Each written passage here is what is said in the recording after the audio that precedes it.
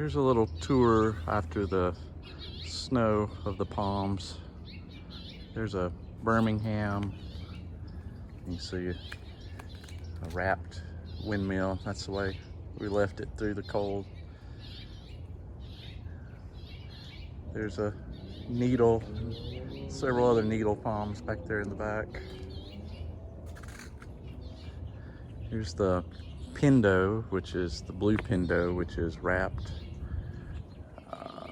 There's a little sable miner, completely unfazed.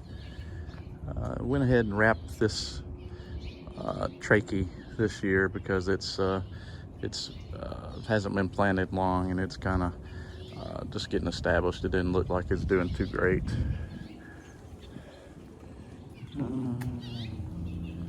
There's another little needle. There you can see the needles again. You know, they're completely unfazed by the cold.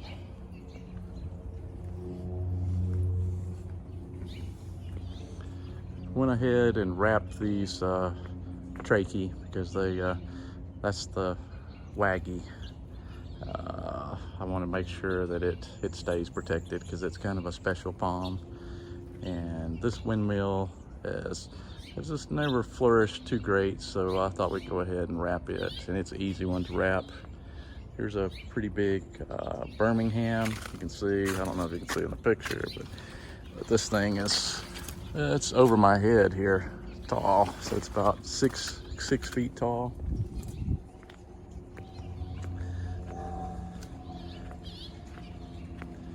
Snow's just clearing out a little bit here today, Saturday.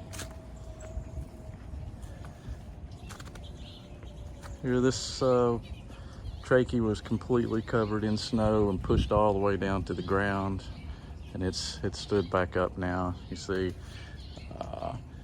what we ended up doing here is just wrapping it with burlap over the Christmas lights. And before the snow, we stuck a few pieces of fabric and a cloth up here around the top to catch the snow, keep it out of the crown. And as soon as the snow was over, we took that off. There's the big tall one there is the sable palmetto.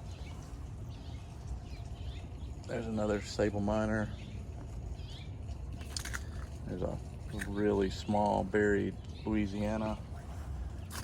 There's a Louisiana back here in the back too.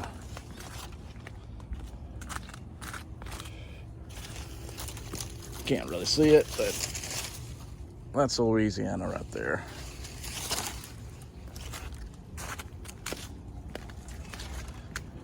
Another trachea that we covered. The way I've been covering them this year is I put a fence up around the middle. I put 2 poles on the side, run it up, and I have a little pipe up at the top to make sure to keep a little, so everything will run off. And then we put a blanket cover over the top and then wrap it around the middle with blankets. There's another large sable miner. There's a Birmingham. There's another trachea. We just wrapped it with burlap again to keep the trunk warm.